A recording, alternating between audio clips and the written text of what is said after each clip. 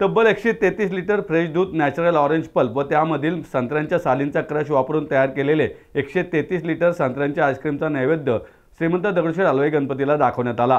पुण्यातील सुप्रसिद्ध केगा आईस्क्रीमच्या वतीने हा नैवेद्य अर्पण करून तो प्रसाद भाविकांना देण्यात आला आहे।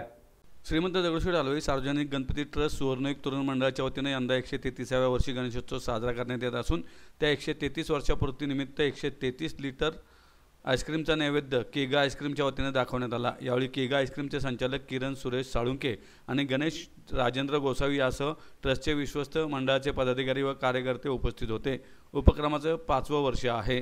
साधारण 8 दिवसांमध्ये तापमानाचे प्रमाण साधत आपण संत्र्याच्या आकाराचे म्हणजेच गोलाकार स्वरूपाचे आईस्क्रीम तयार केले।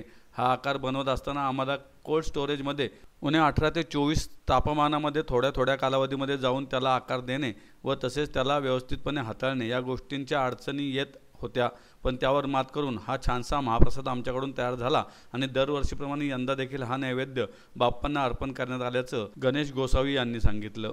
जय गणेश।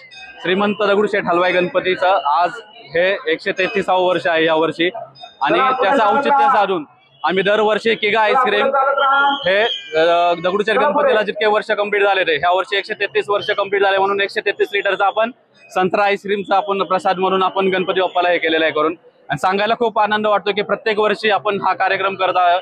केगा आईस्क्रीमचा हे आपलं 5वं वर्ष आहे करून जेणेकरून आपण हे आनंदात आणि उत्साहात आपण गणपती बाप्पाच्या आशीर्वादाने आपण हे साजरे करत आहोत करून गणपती बाप्पाला फक्त एवढीच आमची प्रार्थना आहे करून की हे जे ओला दुष्काळ जो पडलेला आहे महाराष्ट्रामध्ये लवकरात लवकर दूर व्हावा आणि सगळे शेतकरी सगळे आपल्या समाज घटक जे आहेत ते सगळ्यांना समाधानी सुखी समृद्धी त्यांनी नांदावं हे करून ही फक्त गणपतीच्या आम्ही प्रार्थना करतोय।